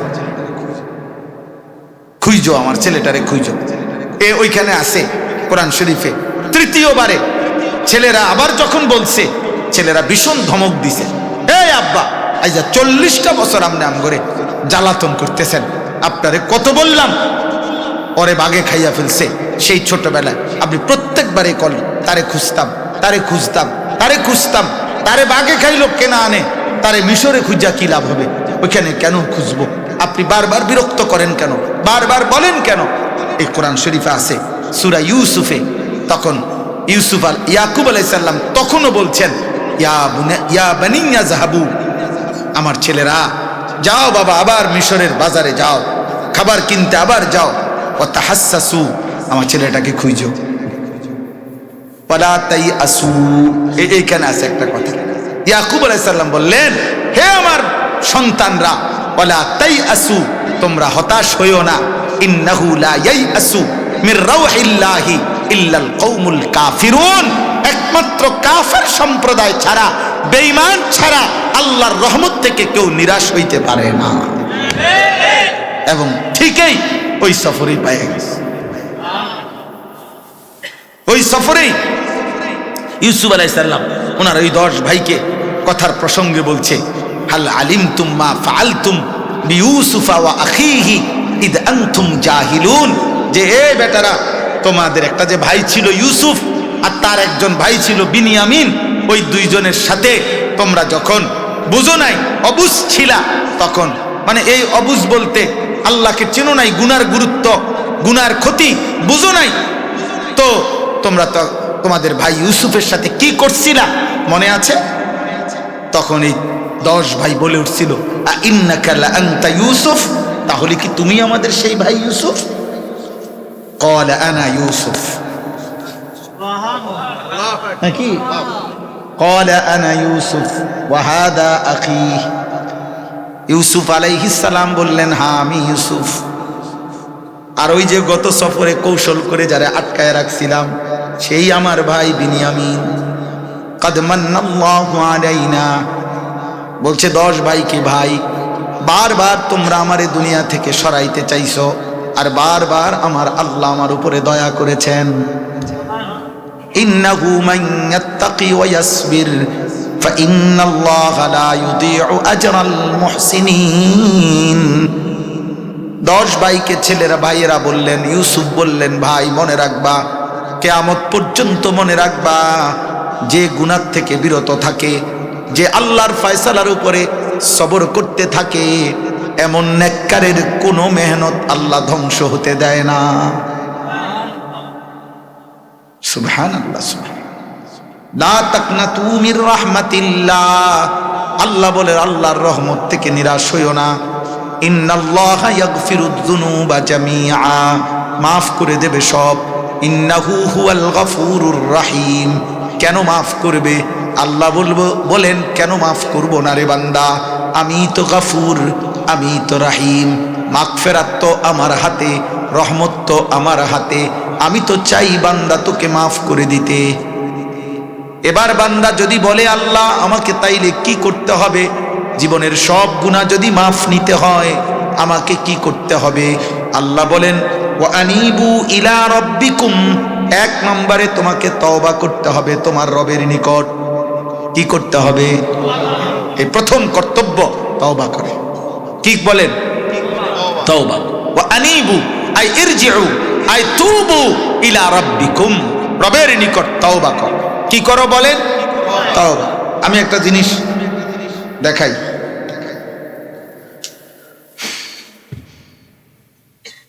আমার শায়েখ যেমনি দেখায় আমি এমনি দেখাই। মানে একটা জিনিস বোঝানোর জন্য, সেটা হলো এই তওবা করো। আল্লাহ বলছে প্রথম কাজ কি করো? তাহলে গুনাহ বেশি তো আমাদের, বলে না কেন? মাফ নেওয়া দরকার তো। জাহান্নামে জ্বলতে পারবেন তো? জান্নাতে যাইতে হবে তো? আশা করছি তো। তাহলে প্রথম করণীয় কি? তওবা। কি বলেন? তওবা, তওবা, তওবা। এখন তওবা, এই আমার শায়েখ আল্লামা মুফতি মুশতাকুন নবী কাসিমি হুজুর বলে, এই যে এখানে লেখছি দেখেন, চ আকার চা, দেখছেন না? দেখছেন না? এটা এটাই তো চা, ঠিক না? না মানে এটাই তো চা নাকি? চা, এটা চায়ের শব্দ, এটা চায়ের শব্দ। চা পাতা, চিনি, ফানি, এই 3টা মিললে যেটা হয় এটারে কইছে। ঠিক তওবা, এটা তো শব্দটা। আস্তাগফিরুল্লাহ, এটা তো শব্দটা। এবার তওবা হয় কেমনে? তওবা হয় 3 জিনিস একত্র হলে। 1, কলিজা দিয়া শতভাগ নিশ্চয়তার সাথে আল্লাহর কাছে বোঝাপড়া করতে হবে, আল্লাহ আমি গুনাহ ছেড়ে দিলাম। 2, আর করব না, ওয়াদা দিলাম। 3, আমি লজ্জিত, মাফ চাইলাম। কয়টা হলো? সংবং করবেন আমনে। আবার ওই বিড়ি খায়, এবার বিড়ি খাইতে খায় আস্তাগফিরুল্লাহ, আস্তাগফিরুল্লাহ। কিতা শুরু হইলো দেশটা? কিতা শুরু হইলো মানে বিড়ি খানা শুরু হয়েছে। আপনি বুঝছেন না চাচা কিতা শুরু হয়েছে? হ্যাঁ, মানে অন্য কইতারেন না। এই হলো এটা নিয়ে আস্তাগফিরুল্লাহ, এটা নিয়ে তওবা। কথা বলেন না? না, এরকম তওবা। গুনাহ ছেড়ে দিতে হবে, আর করবে না, ওয়াদা দিতে হবে। লজ্জিত এবং অনুতপ্ত হয়ে মাফ চাইতে হবে। তাহলে দুনিয়াবাসী না বুঝলে কি হবে? আল্লাহ বুঝে কিনা? আল্লাহ দিল বুঝে কিনা? আপনি আসলে গুনাহ ছেড়ে দিচ্ছেন কিনা? আপনি আসলেই আর করবেন না ওয়াদা দিচ্ছেন কিনা, নাকি ধোঁকা দিচ্ছেন, নাকি কৌশল করছেন, নাকি নকল করছেন, এটা আল্লাহ বুঝে কিনা? আল্লাহ বলেন, বান্দা যদি তুমি তওবা করো, আমি ওয়াদা দিলাম দিল থেকে তওবা করিলে আসমান পর্যন্ত যদি গুনাহ পৌঁছে যায় আমি মাফ করে দেব। ইবনা আদম লাউ বালাগাত যুনুবুকা আনানাস সামা সুম্মা নারী ছবি, মোবাইলের অস্থিদৃশ্য, বেনামাজি জিন্দেগি, সেজদাবিহীন জীবন, অপবিত্র পেশাব পায়খানার পবিত্রতা ঠিকমতো যাদের নাই, তোমার চুল চেহারা, তোমার লেবাস পোশাক, তোমার কালো এই বিশ্রী মুশরিকদের কালচার তোমার প্রমাণ করে দেয় তোমার কলিজার ভিতরে আখিরাত নাই, তোমার জিন্দেগির ভিতরে আখিরাত। এটা বোঝা যায় আব্বা, এটা বোঝা যায়। মুমিন মানেই হলো যে রাসূলুল্লাহ সাল্লাল্লাহু আলাইহি সাল্লামের একটা একটা সুন্নাত যে তার জীবনে অনুসরণ। আমাদের জীবন, আমার কথা হলো, আমি সবসময় বলি আমরা তো সুন্দরটাই চাই, কথা বলেন চাই না? প্রত্যেকে চায় নিজেকে সুন্দরভাবে উপস্থাপন করতে। তাহলে সব সুন্দর যার থেকে, যার কাছে তিনি মুহাম্মদুর রাসূলুল্লাহ সাল্লাল্লাহু আলাইহি ওয়াসাল্লাম। যার হাসি সুন্দর, কান্না সুন্দর, হাঁটা সুন্দর, কথা বললে সুন্দর, চুপ থাকলে সুন্দর, হাঁটলে সুন্দর, বসলে সুন্দর, যার রাত সুন্দর, দিন সুন্দর, আলোতে সুন্দর, অন্ধকারে সুন্দর, মুচকি হাসিতে সুন্দর, চোখের কান্নায় তিনি সুন্দর, রাত্রি গভীরে তিনি সুন্দর, ঘরে ঢুকতেও তিনি সুন্দর, বের হলেও সুন্দর, মসজিদে ঢুকতেও তিনি সুন্দর, মসজিদ থেকে বের হইতেও সুন্দর। সাহাবীরা বলছেন, লক্ষ লক্ষ সাহাবী আমরা, কখনো রাতে, কখনো দিনে, কখনো সকালে, কখনো চুল খোলা, কখনো চুল ঢাকা, কখনো চাদর পরা, কখনো চাদর খোলা, কখনো হাসতেছে, কখনো কাঁদতেছে, কখনো হাঁটতেছে, কখনো বসতেছে, কখনো বাথরুমে ঢুকতেছে, কখনো বাথরুম থেকে বের হইছে, কখনো অজু করতেছে, কখনো হাত মুছতেছে। নবীর সব রঙে আমরা তাকে যতবারই দেখছি প্রতিবারই মনে হয়েছে এমন সুন্দর কায়নাতে আর কেউ হয় না।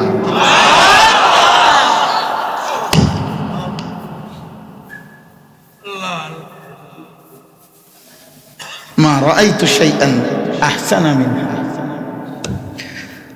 এমন সুন্দর আর কেউ হয় না। এজন্য রাসূলুল্লাহ সাল্লাল্লাহু আলাইহি ওয়াসাল্লামের একটা একটা সুন্নাত, আমি প্রতিদিন এই বই বিক্রি করি, তালিমুস সুন্নাহ। আমাদের ঢাকা গাজীপুরের বাংলাদেশের একজন শ্রেষ্ঠ বুজুর্গ অধ্যক্ষ মিজানুর রহমান চৌধুরী, কাপাসিয়ার হযরত শায়েখে দেওনা, অনেক বড় আল্লাহওয়ালা বুজুর্গ, বাংলাদেশের বড় বড় আলেমরা যার হাতে মুরিদ, যাদের শায়েখ তিনি, আমাদের আল্লামা খালেদ সাইফুল্লাহ আইয়ুবী সাহেবের মতো ব্যক্তিরা যার হাতে বায়াত, এই উনার হাতে লেখা অনেক আলেমদের সমন্বয়ে আমাদের নবীর জীবনের সুন্নাতের কিতাব এটা তালিমুস সুন্নাহ। একটা একটা সুন্নাত নবীজির জীবনের এখানে আছে, 600 পৃষ্ঠা ব্যাপী নবীর জীবনের সমস্ত সুন্নাত, ছোট বড় প্রামাণ্য দলিল সহ এই কিতাবের মধ্যে আছে।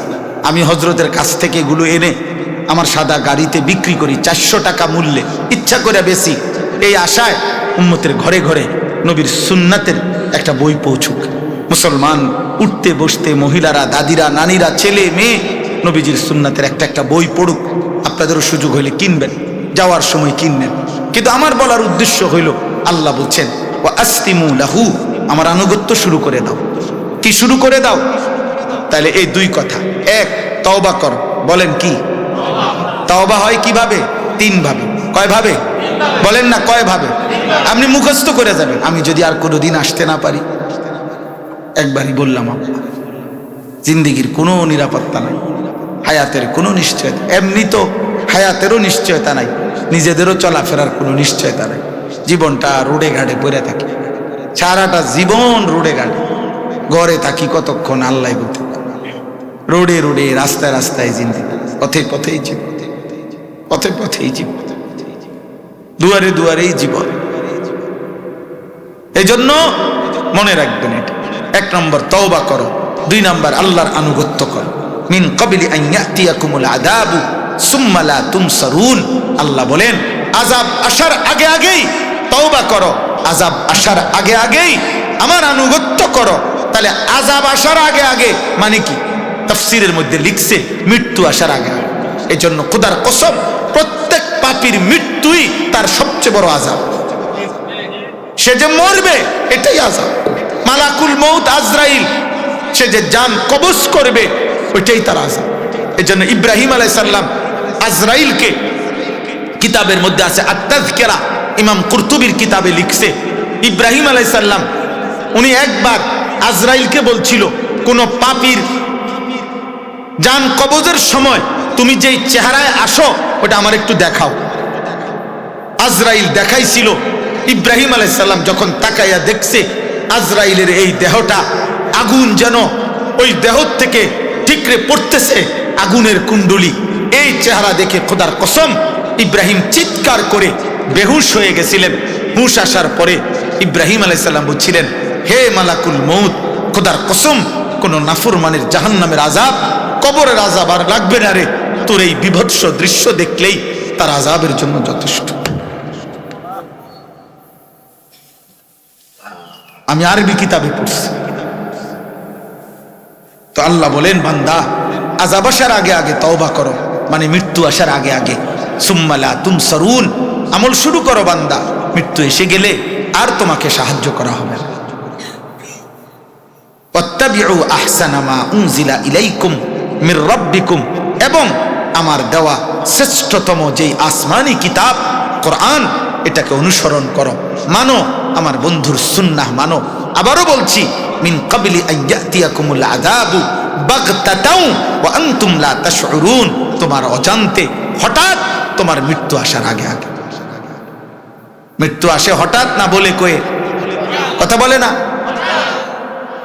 আল্লাহ এটা দুইবার বলছে এই কথাইটা, যে হঠাৎ করে তোমার মৃত্যু আসার আগে আগেই তুমি আযাবের আগেই তওবা করো। এই জন্য আজকে এই রাত গভীরে আমি সবার কাছে বলি, এই যে মনে করেন 16ই ডিসেম্বর বিজয় দিবস সারা দেশবাসী উদযাপন করছে, আমরাও বলি সব সময়, কোরআন কারীমের মধ্যে আল্লাহ তাআলা বলছেন বিজয় দিবসের কর্মসূচি কি, ফাসাব্বিহ বিহামদি রাব্বিকা ওয়াস্তাগফিরহু। আল্লাহ বলছে, বন্ধু বিজয় আসলে করণীয় কি? বিজয় আসলে করণীয় হলো আল্লাহর একত্ব প্রশংসা, আল্লাহর প্রশংসার তাসবিহ পড়া এবং আল্লাহর কাছে ক্ষমা প্রার্থনা করা। ইদা জাআ নাসরুল্লাহি ওয়াল ফাতহ ওয়া রাআইতান নাসা ফি দীনিল্লাহি আফওয়াজা ফাসাব্বিহ বিহামদি রাব্বিকা ওয়াস্তাগফিরহু। এই যে এই বিজয়ের সূরা, সূরা নাসর, বিজয়ের কর্মসূচি আল্লাহ বলছেন, আল্লাহ বলছেন। আজকের জন্য ইনশাআল্লাহ এখন আমরা এই রাত গভীরে আজকের এই মহান বিজয় দিবসে আমার দেশ, আমার জাতি, আমার মাতৃভূমির জন্য যে সমস্ত ইমানদার জীবন দিছে, আল্লাহ যেন তাদেরকে মাফ করে দেয়, আমরা তাদের জন্য দোয়া করব, আমাদের নিজের জন্য দোয়া করব। ঠিক আছে না? কথা বলেন না কেন? কোন মৃত, কোন লাশের স্মরণে, কোন লাশের স্মরণে, কোন মৃত ব্যক্তির স্মরণে নাচ, মৃত ব্যক্তির স্মরণে আপনার গান, মৃত ব্যক্তির স্মরণে 10 বছরের বাচ্চা মেয়ে হোক, 10 বছরের ছেলে হোক, ঘুরে ঘুরে নাচন, নর্তকী নাচার মতো নাচে গায়ে আর শহীদকে স্মরণ করে, এর চাইতে নোংরামি, অসভ্যতা এই সৃষ্টির আর কিছু হইতে পারে না। এটা লাশের অবমাননা, এটা শহীদের অবমাননা, এটা পবিত্র রক্তের সাথে গাদ্দারি ছাড়া আর কিছু না। বেটা এটা হতেই পারে না, হতেই পারে না। শহীদ যেই সমস্ত শাহাদাত বরণ করছে, তারাও কারো বাবা, তারাও কারো ভাই, তারা তো কারো বাস্তবিক অর্থে বাবা। তো তোমার বাবার মৃত্যুর পরে তোমার বাবার স্মরণে মানুষ নাচুক, এটাই তো তুমি চাও না? তো তাহলে উনিও তো কারো বাবা ছিল। যারা মুক্তিযোদ্ধা জীবন দিছে তারা কারো বাপ ছিল না? তো তাহলে সে কেমনে মাইনা নিবে যে আমার আব্বা মারা গেছে, আমার আব্বার স্মরণে মানুষে নাচে?